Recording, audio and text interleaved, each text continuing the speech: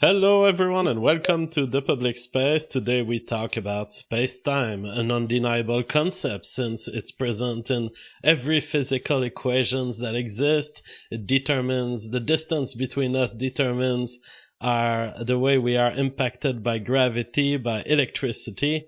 But does Bill Gates differ? We'll ask him tonight. Hello Bill, how are you doing? How you doing, Jeff? How you doing? I'm doing good. As a reminder to our crowd, you can join us on Entropy if you have questions for us tonight. The survey of the night is, do you agree with Bill about space-time? So we'll see what he thinks of it. He tends to be a subversive scientist. He tends to be questioning the concepts. What about space-time, Bill? Does it exist? Well, in order to know whether space-time God or a leprechaun exists, we have to define the word exist.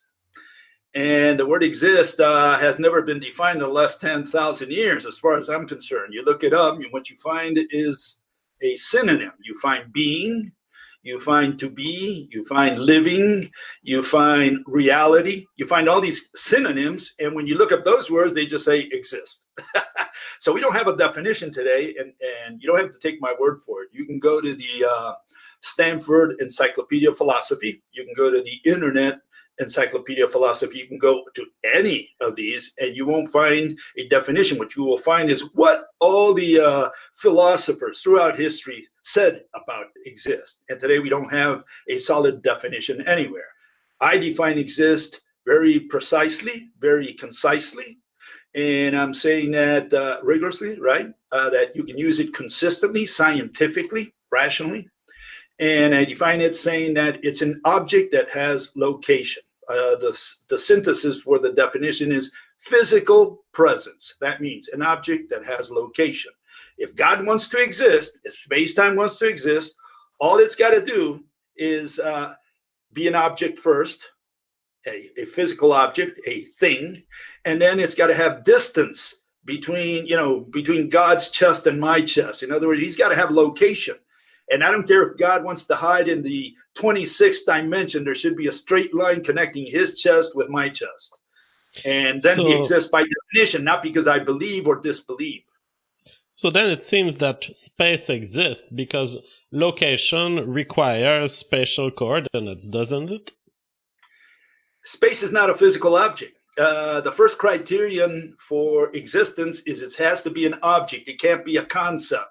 Love cannot be said to exist in physics, in science. Love can be said to exist in ordinary speech. We can say, oh, love exists, very poetic. It has no meaning in science. In science, only objects can be said to exist.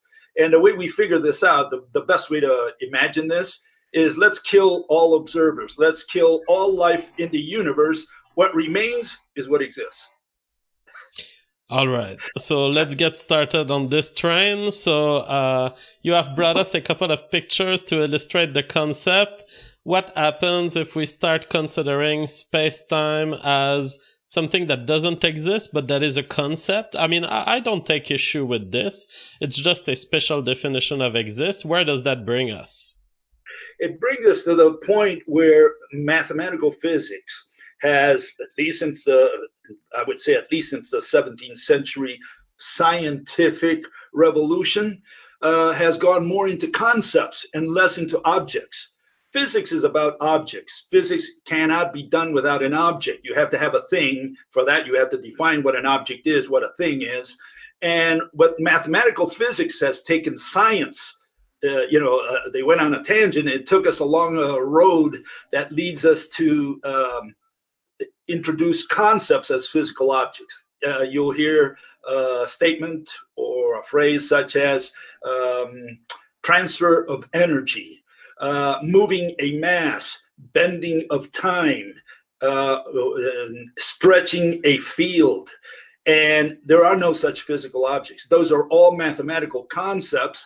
And not only have we brought these concepts into science as physical objects, but now we say further that they exist. Because, they say, well, does a magnet have a magnetic field?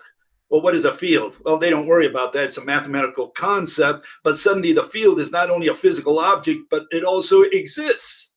and we have to get into the language at this point because these people are essentially introducing objects, concepts as physical objects, and then compelling them to exist. And that's the physical interpretations that we are receiving. Okay, well, we can categorize the world in objects and concepts, but that being said, there is such a thing as the differential effect of gravity based on distance. You agree with this, right? Oh, totally. Newtonian law equation I bow down to.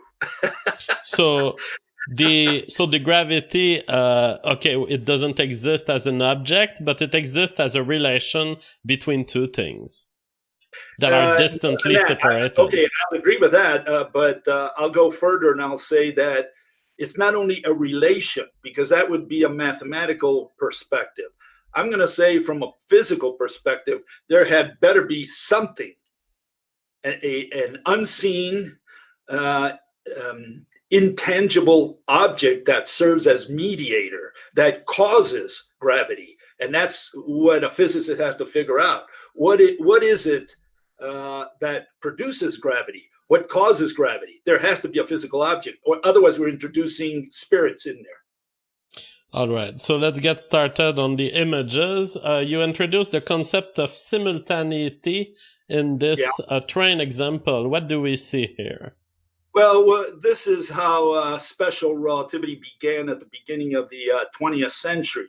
Essentially, not only Einstein, but even other people, like him, Minkowski and others, they came up with this notion of relativity, saying that they put the observer at the center of the action, and they said it's what the observer perceives.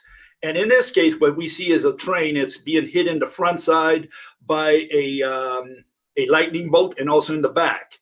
If the lightning bolt hits front and back at the same time, a person that's standing in the like that one there, standing in the platform, will see those two lightning bolts hit at the same time because he's equidistant from both front and back of the train. However, a passenger on the train would see it differently, would have the front side of the lightning bolt hit the front side, get to his eyes faster than one in the back side because he's moving in the direction of the lightning bolt. And so what Einstein was saying with this, and others as well, is that it's all relative. It's this simultaneity that the observer on the platform observes. That's a question of relativity, because the person who's moving on the train sees something different and therefore measures something different. Okay, and so from this they extrapolated that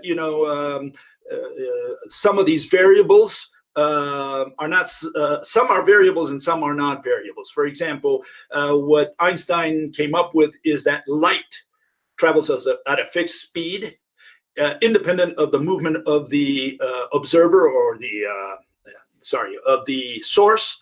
But then each individual measures then the other factors as variables. Time, right? Time is what becomes a variable, and distance. Those become variables. And Absolutely. From there, they extrapolated later to general relativity. They generalized the theory, and eventually we end up with this concept known as spacetime, which is essentially a four-coordinate system, as they call it. And I'm saying it's not even coordinate or dimensions or vectors. It has nothing to do with dimensions, coordinates, and vectors of physics. It only has to do with number lines. Yes, it is a number line, the space-time, and the space-time can be bent, which is the only way we can reconcile, I guess, these different observers seeing different things from the universe. You have to think that the train gets smaller as it advances faster, and that time bends also. Yeah, but one interesting part of that is that the train, according to Einstein, right, and mathematical physics still stands behind that, the train cannot travel exactly at the speed of light. You don't want to convert all that mass into just energy, And so the issue is that's an equation, and they don't want that zero in an equation, where the train goes so fast that you have velocity of light over velocity of light, essentially, a one. So the train can only travel slightly less than the velocity of light, and therefore it can shrink as much as you want, right? But never down to zero. And the question is, why didn't they go to that zero? Because that means the train disappears if it can travel at the speed of light, which means that now how do we get it back if it disappeared? So it's I think it's ad hoc to say that we cannot travel at the speed of light, and that's only a mathematical. That's only an equation. Okay. Now it does seem that there's no reason to say that something cannot travel at the speed of light, other than the fact that it goes completely into energy and that it shrinks completely to zero volume. And then now how do we get it back? Yeah, that being said, do you recognize, for example, that there is an increasing amount of energy to increase your speed as you approach the speed of light? Yeah. But again, those are mathematical concepts. Keep that in mind.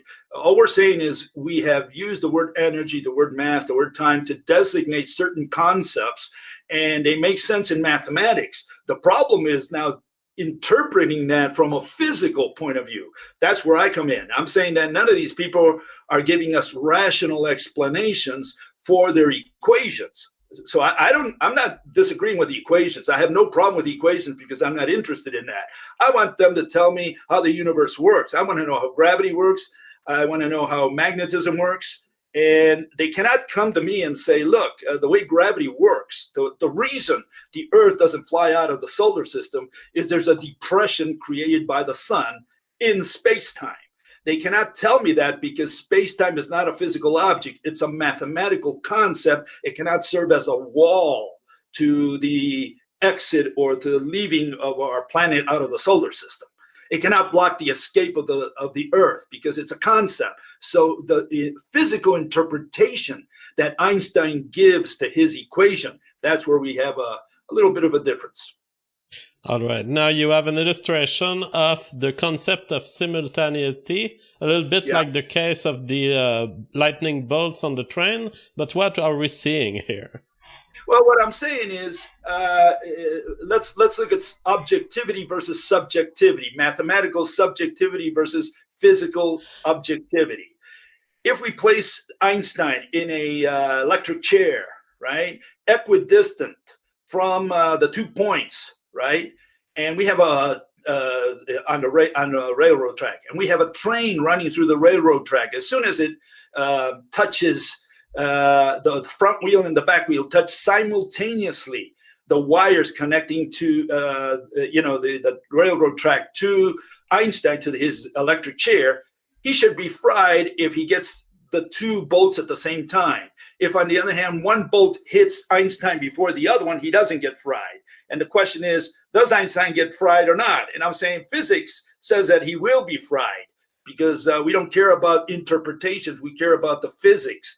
And the physics means that if the front wheel and the back wheel touch exactly at the same time, not as measured by anyone, just physically, they touch at the same time, both bolts will reach the electric chair, and there will be enough voltage to fry Einstein. If, on the other hand, the front wheel reaches before the back wheel, then obviously he will not be fried because there's not enough voltage. And that's a physical issue, not an observer-related, opinionated issue.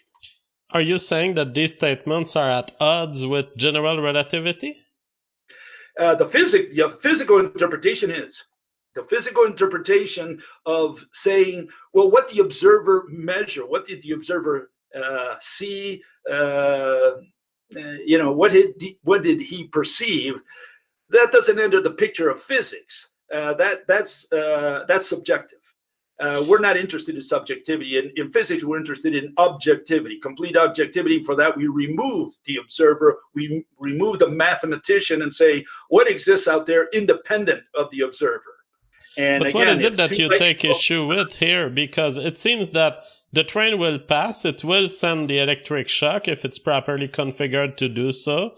The electric shock will arrive to Einstein. It will be a wave of electricity starting from the negative side to the positive.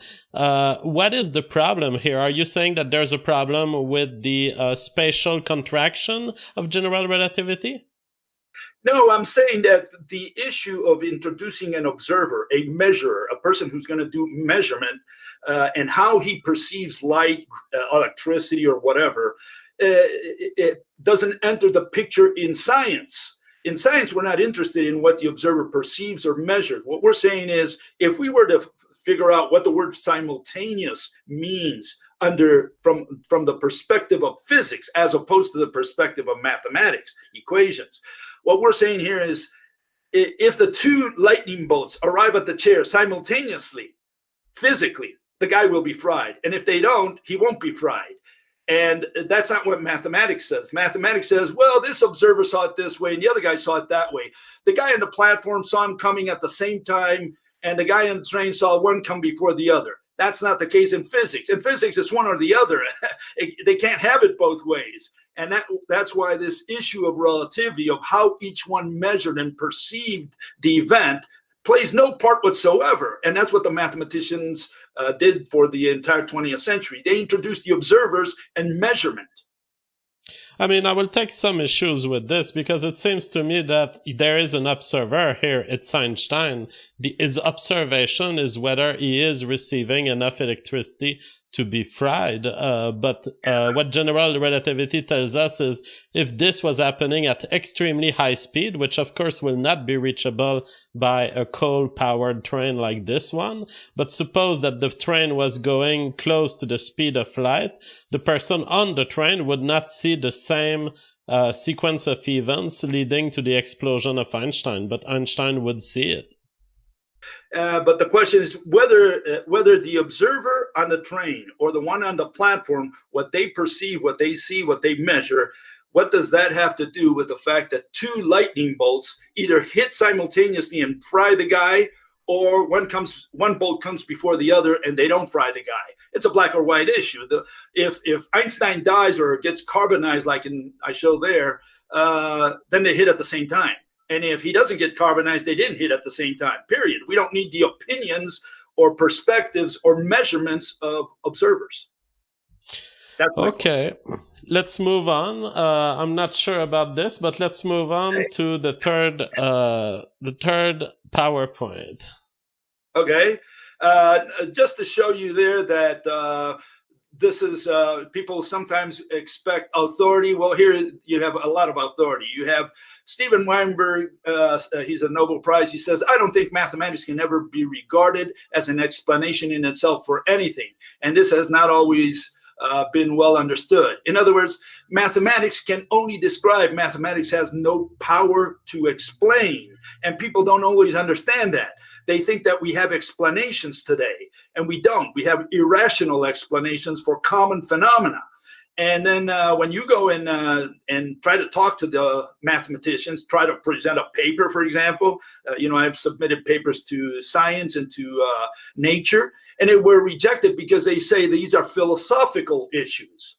They think that speculating about how the universe actually works is not a concern of physics. They're only interested in the mathematical description. And so people don't always understand that. When you go to Donald Simonek, a professor emeritus at Lock Haven University, he says science doesn't explain, science describes. So the notion that people have that physics is about explaining, they say this, but it's all lip service. There is no explanation, no rational explanation. When you confront the mathematicians like I have in the past, they say, oh, but you're looking for causes and for mechanism. Yeah, I said, yeah, that's what I'm looking for. They said, well, that's not physics. That's not science. That's philosophy. And so we got a problem because I'm interested in a physical interpretation. I want to know how a magnet works. And they're saying that that's not part of physics. Yeah, definitely you are on a path of mechanistic explanation of the physics that we know of. Yes. So Stephen Hawking, was he on that path too? He wanted to understand how the world works. Yeah, but apparently they are not concerned because you get other statements that I don't know if I've sent them to you, but people who say we can't understand this universe. There's no way we're going to understand it. Science is about researching, about trying to study the universe, but never finding, never discovering. In other words, science is a process of discovery and never one where you reach a dead end and say, okay, now I can explain how the universe works. They don't think in those terms. They think it's an ongoing process, and obviously it does create job security. Yes, as the humorist in Quebec was saying, his name was Saul. He was saying, as long as we pay them for researching, they have no interest in finding. I love that. Yeah. Give them a medal. Yeah, it's true. I mean, these people are only interested in equations, in describing. And here you have two gurus who are telling you, we don't explain, we describe. And people don't yet understand that. They think that we do understand how the universe works, in part because of the fact that we have technology. And they say, well, the technology proves the theory. And that's not true. That's where the connection is absolutely false.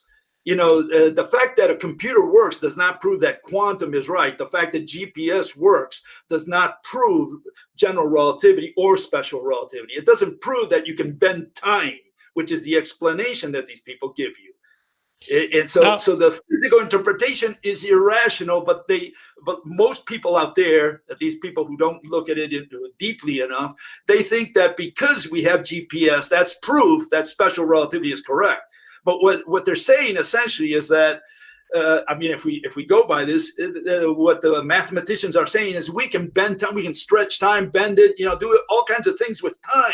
That's how that's the physical interpretation. That is the theory. And and the other part is a description, just a mathematical description. Now, it seems to me that description is something. It is knowledge. Would you agree with this? We frown on the word knowledge. There is no such thing as knowledge. So all these words have to be defined because people introduce the word exist, the word knowledge, the word, all these words are introduced and people think they know what they're talking about. Knowledge, I define it a little differently than all these other people. I define knowledge as the ability to predict the outcome of an experiment without error. And there's no such thing. Not even God can do that. Without error? That's how you increase your threshold? Yeah, but I'll give you an example so can put it in the right context. Let's assume I drop a pen 10 times and 10 times it falls to the floor. So now I'm going to prove my knowledge to you. I say, okay, JF, I'll bet you $1 million that when I let go of my pen now, it's going to fall to the floor, right to the center of the earth, right? And it turns out I let go of the pen and it stays in the air, and I lost $1 million to JF Gariepi. Yeah. And I said, what the hell happened here? And it turns out that you tricked me. You either had some air pushing the air from below, from the pen from below, or you had a couple magnets on the side holding the pen in the air. You tricked me. So I did not know that the pen was going to fall to the floor. I was guessing. I had an intelligent guess based on my experience, but I did not know for a fact that the pen was going to fall to the floor, let alone that an asteroid comes and destroys the Earth and neither one of us collects on the bet. Well, it seems that our differences on the definition of knowledge is absolute and perfect versus incomplete. I recognize the value of incomplete knowledge. For example, if I have a coin and it gives heads and tails, but it gives heads, let's say 60% of the time, I could say this coin is loaded, and that is knowledge to me, even if I can't say on a specific drop whether it will drop on the head or the tail. I have some knowledge of it to me. Unless someone is tricking you, maybe God, maybe one of your buddies, and he's using magnets to do some funny thing in there, and then it's not that the coin is loaded, but that there's some other phenomenon going on that you're not aware of. And again, how knowledge is defined today is we still have the definition of Mr. Plato, and that's justified through belief. And when you come to think of it, we all know that God exists, don't we? And there's a lot of people out there who know that God doesn't exist. And so the question is, who knows? All right.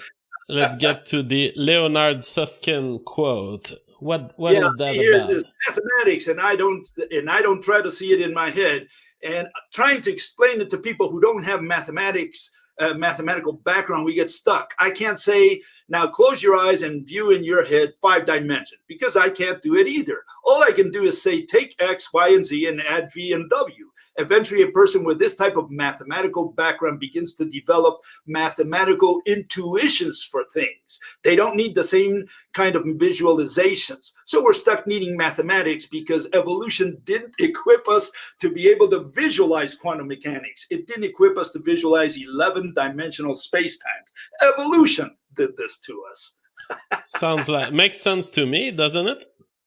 Well, what he's saying is we're 3-dimensional beings stuck in a 3-dimensional world with which we are familiar with, right? And the issue is there a 4-dimensional, 5, 6, 7, 10, 26-dimensional universe out there? And we cannot see it because we're stuck in 3 dimensions, like a 2-dimensional flat that lander would be stuck in flatland, right? He would not be able to relate to a 3-dimensional solid land world. And, they use that analogy to say why we cannot imagine the 4th dimension or the 4-dimensional world. But when you look at what do you mean by 4-dimensional, what is this space-time, 4D space-time? And when you look at it in more detail, you find out that they're just 4 number lines that they use to locate a point within space-time. So it's like a circular argument. What is space-time? Space-time is an event that can be located with 4 number lines, right? Because they're not even coordinates within space-time. That's what space-time is.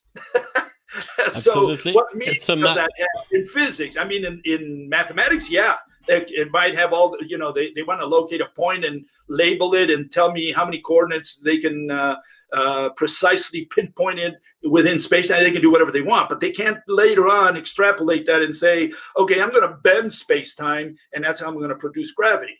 Partly because of one of the other things I sent you there, you need a force to bend space-time. For that, you need to, it would be number, it's number, what is this, 18. You look at number 18. See, you got to push it down. You got to push the Earth down on the canvas, right? And then the question is, why doesn't the Earth push it upwards? See, if they showed this, what comes next? If they showed that, people would say, oh, that's counterintuitive. What do you mean the Earth pushes space-time upwards? So they always have, the Earth pushing the fishnet downwards. That's the physical interpretation they offer. And that's misleading because space-time should not have any direction, in any That's very interesting. I had never realized this, but the idea of stretching in general relativity is always one directional. It's always stretching down rather than stretching up. We don't have such a thing as positively spaced curvature. But the reason for that, let me just address the first part. The reason for that is that gravity is one directional. Gravity is always towards the other object. The moon is attracted towards the Earth and the Earth towards the moon. In other words, they're going in one direction. And so you have to explain that direction. If gravity were multi-directional, we wouldn't have this issue with a fishnet. And yeah, I think there's a serious problem with that because you need force to explain that pushing down on the fishnet if you're going to give a physical interpretation. And again, if you're pushing down a concept, I don't even know why the fishnet represents that concept called space-time. What you have is a 3-dimensional what you have is a 3-dimensional fishnet shown in a 2-dimensional image. And they say, well, we cannot imagine it in 4 dimensions. But anyway, you look at it, it's a concept. What is space-time? Time is a concept. Are you going to take a 3-dimensional rock, put it together with 5 seconds and create a rock time? What is that? What kind of object is that? What sense does that make? Now you send us a tesseract. This is mind-boggling. See, that's supposed to be 4-dimensional according to them. What are we looking at? Well, what we're looking at is a box within another box. That's objectively what's in front of our eyes. And what they do, they put it in motion to incorporate time within that image. So what we're looking at is a photograph of a movie. That's what space-time is, a photograph of a movie. What you're seeing is a box through time expanding, and that's what they call space-time. In other words, space-time is a dynamic concept. It's not even a static concept. You can't talk about a four-dimensional tesseract if a tesseract is supposed to in some way represent space-time. It's a dynamic concept. I'm not sure what is being illustrated here. What I see is kind of a cube just moving into another cube and extending its borders. Is that a four-dimensional space representation? It's supposed to represent the four-dimensional space. They're trying to present it so that people try to understand more or less what they're referring to. And what they're saying, a tesseract is actually a box that is expanding through time. And it's a big problem because it means that this box is built with time, with something which is dynamic. Okay, so you can't really see a tesseract in one piece because all you would see is a box inside another box. It would be a three-dimensional image planted onto a two-dimensional platform. All right. Personally, my favorite way of visualizing 4D space, although it never led to anything productive in my head, I imagine slices of 3D space. I imagine a cube at t equals 0, and then a cube at t equals 1, and then a cube at t equals 4. More or less. Yeah, I don't know. It's a concept again, and if you look at some of these other which one is it? Yeah, look at number 10 there. This shows you how these people are doing. What they're doing is they're saying that mass warps time. Space-time is that little fishnet there. It's supposed to be a four-dimensional fishnet of some kind, 3 dimensions of space plus 1 of time. Okay, let's even concede that for the sake of argument. How can mass, a concept, how can kilograms weigh and bend space-time? What are we talking about? What does this have to do with physics? I think we don't know why. But I think it has been measured that there is a gravitational effect on the warping of space and time. Am I wrong on this? Well, that's their physical interpretation. But again, it comes back to the wording. I mean, what do we mean when we say that we bend time? Forget about space. Okay, we'll concede space. Let's say space is a physical object. Fine. How can we say that we bend time? How can you bend the concept? What are they bending? A second, a minute, an hour? Maybe it's a calendar. Maybe it's a year that they're bending. What are they bending? In other words, what I'm trying to say, for whatever reason, we cannot understand their physical interpretation because their physical interpretation is not physical. It's concepts that they're bending. They're saying we're bending love. If I told you gravity is the bending of love, you would say, well, I didn't understand it. What do you mean the bending of love? And well, this it would mean that if I'm close to a highly... It would mean that if I'm close to a highly gravitational field, the woman will take more time to be ready for sex. You can bend a concept in that you can make it evolve faster or slower. In the case of the bending of time, what is the claim is that an observer that is not subject to the gravitational field versus one that is subject to the gravitational field, they will have perceived a flow into the future that is either slower or faster. That's a mathematical description, a perfect mathematical description. We have no problem with that, and we don't care about that. We want to know what the physical interpretation is of that you just said. Why? Well, what causes it? What's the mechanism? That's where we have a problem. We do. We don't know that. I tend to think that we're kind of in an elevator advancing toward the future. I like to think of the universe as a box that is advancing at the speed of light into the dimension that time is. But I have no idea if that is correct. It's not correct because time is not a dimension.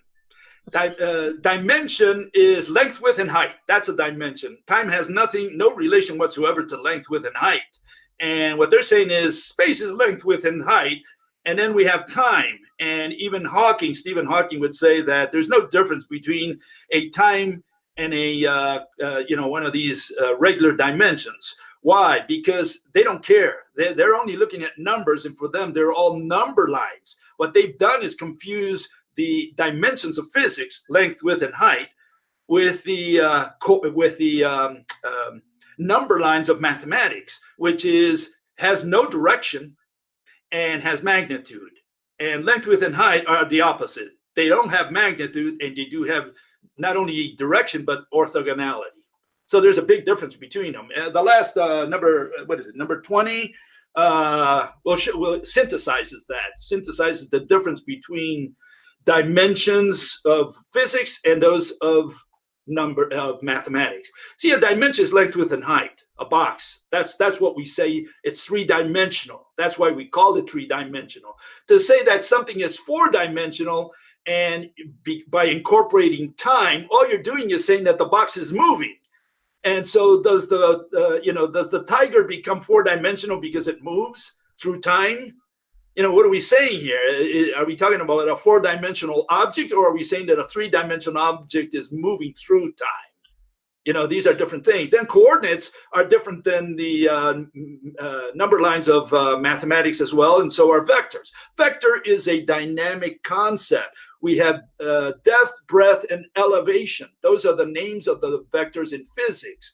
In mathematics, they don't use that. They don't have any use for qualitative dimensions, vectors, and coordinates. What they use is number lines. That's all they use. And number line has one thing that is specific to number lines and to math, and that is it has no direction. Time has no direction. What it has is magnitude, and that's where these things differ. One is qualitative, the other one is quantitative.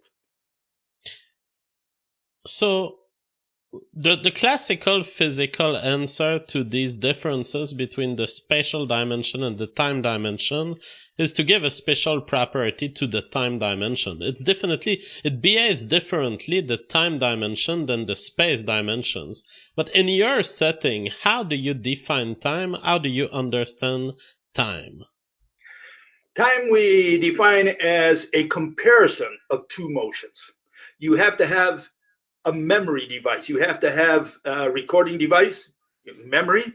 You have to memorize the motion of one compared against the motion of another object.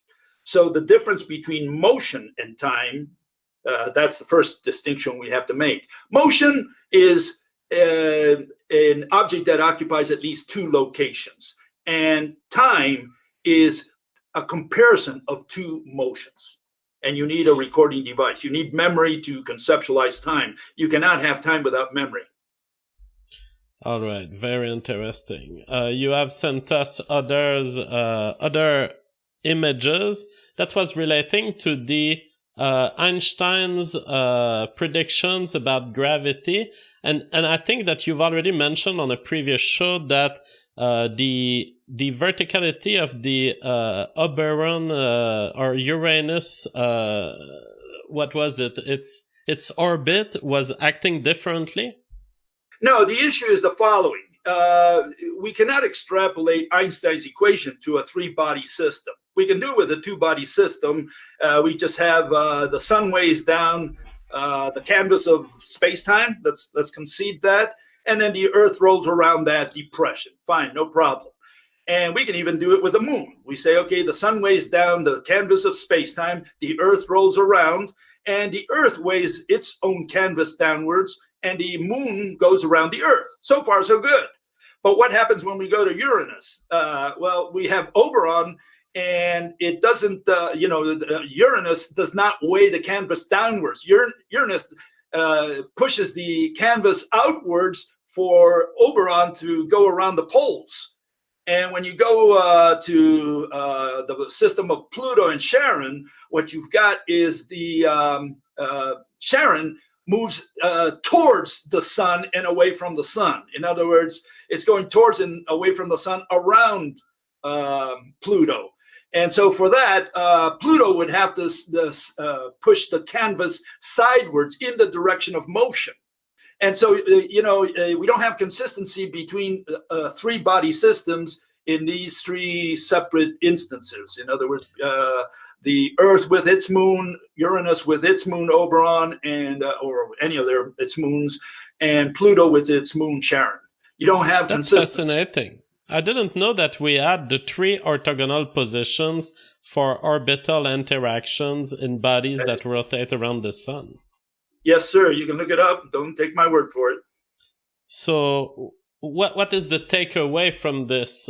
You have a better explanation than the Yes, bending of space-time?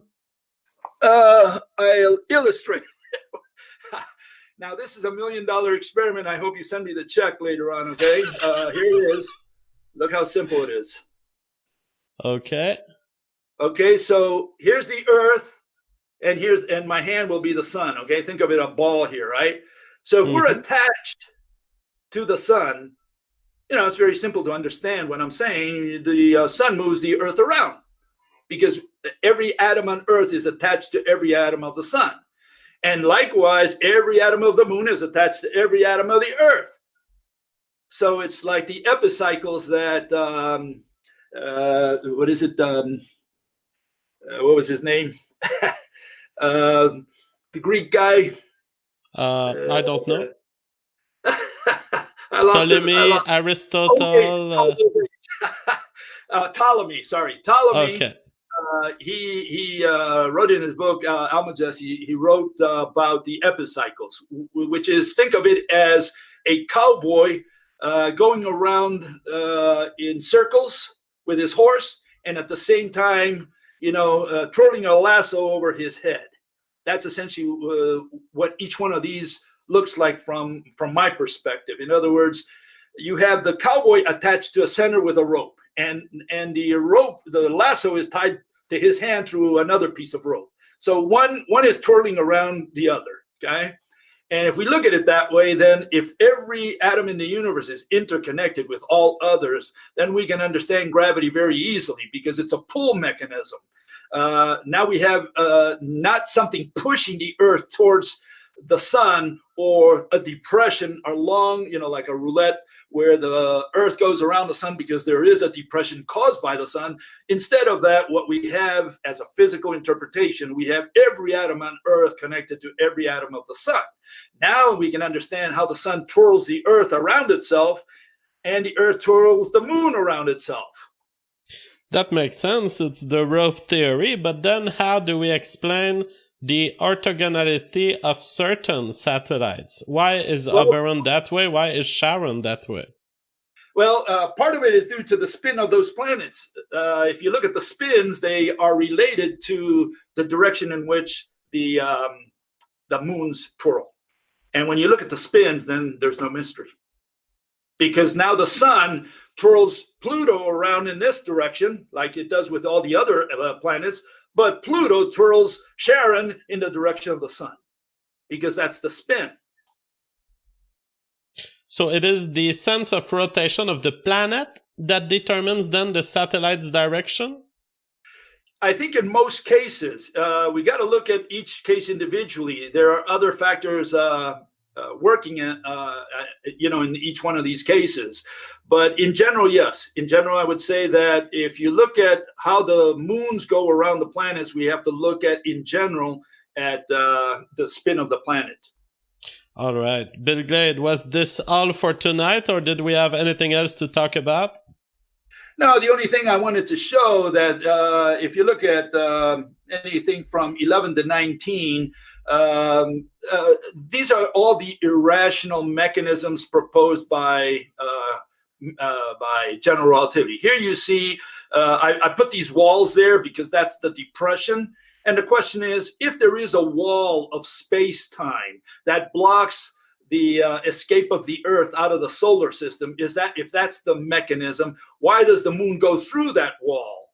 And if you look at the next picture, the one about the comet, same thing. Why does the comet go through that same wall that prevents the Earth from moving out of the solar system? And you can say that also about astronauts and other, we sent the rover to Mars. And the question is, how did the rover get to Mars if there's this wall of space that prevents, the rover prevents first the Earth from leaving the solar system, but it doesn't prevent the rover from going through that same wall. We have to explain that difference. It seems to me the answer to your question is that they don't get trapped in that local area because there is, on top of this representation, there is an initial speed. The comet is coming into this hole at a certain speed that will allow it to escape it eventually.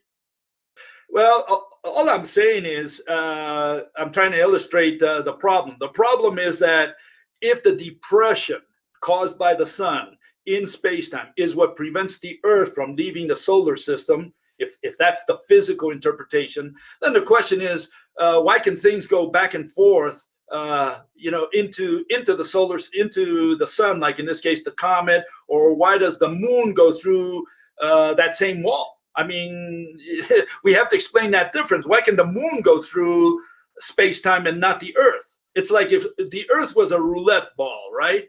And the Earth cannot leave the roulette, right? Because you twirl it around and it's going around the depression. Well, why can the moon go into the roulette and back out? Why does it have its own roulette? You see what I'm saying? Right. Yeah, I get what you're saying, but I don't think it's a problem because I think that ultimately it's the sum of influence. In other words, the moon is attracted to the sun on average, and it's essentially the pair of the moon and the Earth that's attracted to the sun, but this bending is not enough to keep the moon from being influenced by the depression of the Earth itself. Well, what we're saying, we have a depression inside a depression. I guess that's what you're saying? Yeah. And we have a depression inside a depression. Why does the moon go through the depression of the sun?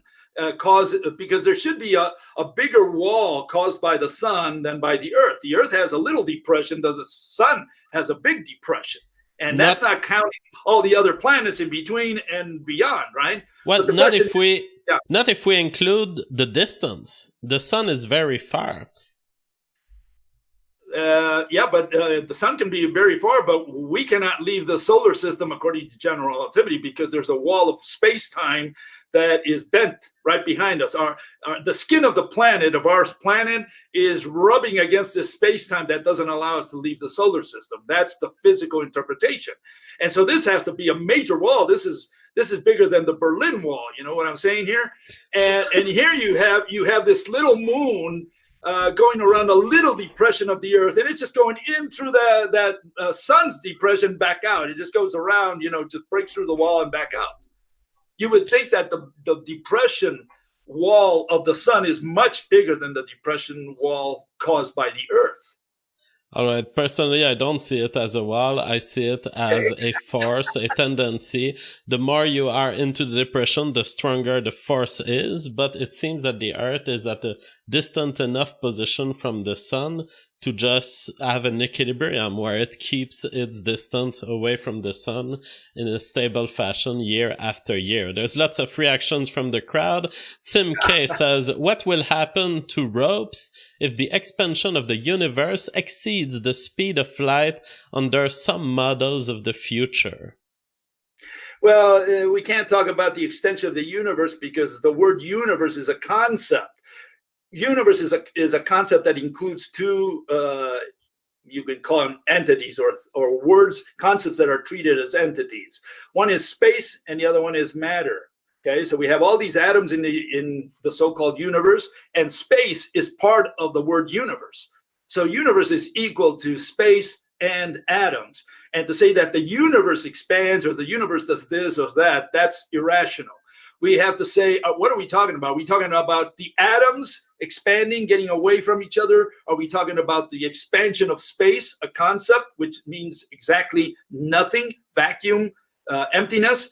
What is stretching? What is it that is expanding? Are we talking about the atoms or space? All right. Howard Bill ask a question that is outside of your domain of specialty. He says, Bill, how did the Neanderthals disappear? I wrote a book about that. Oh, you did? Yeah. There's how the Neanderthals disappeared. And I was not aware of it. Yeah. I go to see, they say that first the official version or the most popular version today.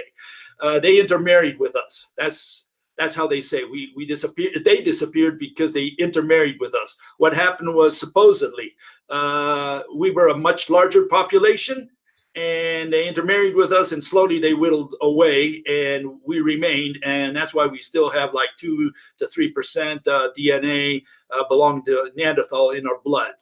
The first problem with that theory is that officially, from the record, okay, the Neanderthals have been shown to have disappeared 40,000 years ago. They can't find any more of their technology after 40,000 years, after visiting several of their sites in Europe, right? The first human skeleton that appears in Europe, which is in Romania, appears 35,000 years ago. So if we just go by objectively by the record, the Neanderthal disappeared 5,000 years before humans entered Europe. And that to me makes sense, because I think it was the Neanderthals that kept humans out of Europe. And it's when the Neanderthals disappeared that the humans could finally enter Europe. Now, how did they disappear? I'm saying all species disappear in a background extinction in 2 ways, essentially 2 mechanisms that create their extinction. And this happens to all species, plants and animals. And to us, it's happening right now. And that is, first, we lose our genetic diversity until there is none. We can't create new genetic diversity. We can only lose it. Okay, and that's a long story, but that's the first factor. The second factor is, at the end of or close to the end of a species' lifetime, the population pyramid overturns, and in other words, more individuals of that population grow older and fewer are younger until the whole pyramid overturns. And you can show that with a little piece of bread that you leave on the table overnight, or probably a little longer, and it turns green, and all these bacteria, they just multiply until they cover the whole world in which they live, which is that piece of bread. And then after that, it just decays until you get extinction. Wonderful. So you can prove extinction. There was a news item on this. The National Post publishes, there used to be 9 species of human. What happened to them? The disappearance. I saw that article the other day myself. All right. And again, I'm saying they disappear all by themselves. We didn't kill anybody. We didn't cause their extinction. No species causes the extinction of another. What happens is all species implode. They implode because their genetic diversity it disappears. It has to, unless it can create new environmental conditions. And that only happens at the beginning of a species' lifetime, when it branches out from the mother or the main branch, the main trunk, okay? So they encounter new conditions. That's when they create genetic diversity. Genetic diversity eventually whittles down through a series of thousands of years of bottlenecks and founder's effects. So you have a series of of bottlenecks where there's a disease or whatever that causes the lots to die. And from there, you have a founder's effect that now creates the next generation. We have this successively, and that streamlines the genetics of that species, unless it can mate with something else. It's an interesting view. I think that you are highlighting very important processes of evolution that tend to be not necessarily discussed mainstream. That being said, I think you're a little too radical when you say species don't cause the extinction of other species. I mean, you can certainly make a scenario in which a species takes the ecology of another species and keeps it from exploiting it. Well, yeah, you're saying competition. I don't think competition has anything at all to do with extinction. Neither competition, neither climate change, none of those things have any effect on species. It's just that in this day and age, we have all these things like climate change, which are so deep in our hearts and in the news and everything, and everybody says, oh, climate change. I say it's got nothing at all to do with extinction. Extinction comes when genetic diversity disappears and the population pyramid overturns. Very interesting. Zurpater says, light, fire, electricity, magnetic attraction, are these physical objects that exist according to Bill's definition of existence? Are ropes physical objects that exist? Good question. Good question. Atoms, we can say exist because we can say they have they're objects and they have location. And every time we always use the word location, we refer to objects that we could see and touch and feel, etc. We can't touch the rope. We cannot. Mother Nature was wise in her, or God, or whoever created this, right? Was very wise because they made the rope intangible and unseeable. Okay, so we cannot see or touch the rope. Therefore, we cannot prove the existence of the rope by going to the lab and say, let me run an experiment to see if the rope exists. No, you have to sit back and define the word exist first and then conceptualize. That's the way to reach this problem. And of course, if you go out there and say, well, how am I going to define the word exist? Well, I'm going to define it as a physical object. Okay, it's got to be an object, and then it's got to have location.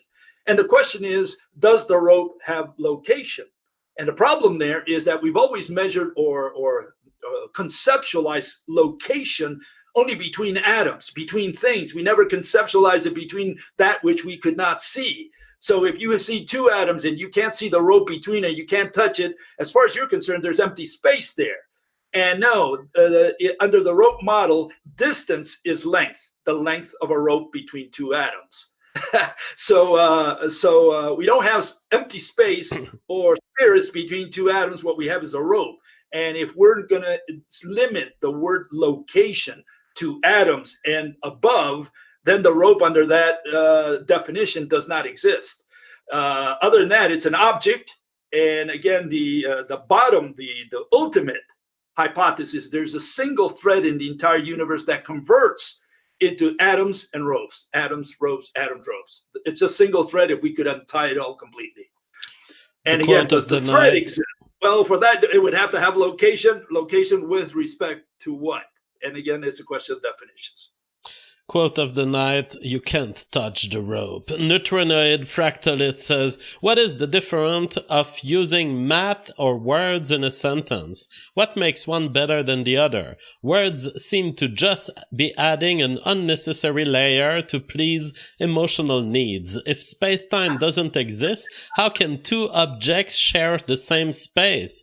Only if they are at two different times. Can the rope break?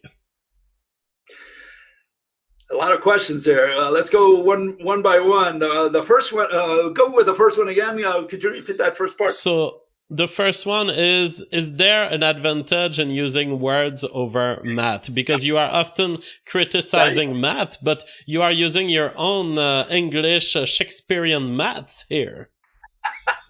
Oh, no. Okay, let me clarify that. Yeah, math deals with quantities, with numbers, and physics deals with qualitative aspects and with mechanisms. So there is a difference between saying, well, what if we just do numbers? Well, then all you're doing is describing. You're not explaining. An explanation is a little different than a description. That's the first answer to the first question. What was the second question there? The second question is about objects being at the same place at different times. How is it allowed, and can two objects be at the same place at the same time?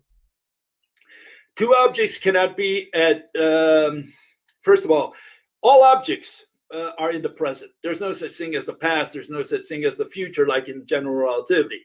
Every object simply exists. Exist is not a verb. Exist is an adjective. What we're saying is simply it has location with respect to other objects, and that's in the present. It's in a cross-section of time, you can say, any cross-section of time, if you can visualize that. In other words, we take a single slice of so-called space-time, and that's what exists at that point. Therefore, two objects cannot be at two separate time periods. They're all in the same time period. Every atom is in the universe is a single cross-section of time. Now, can two objects be at the same place at the same time? No, not under the rope model. And I'm talking about atoms. Okay, so two atoms cannot be at the same place at the same time as in quantum mechanics.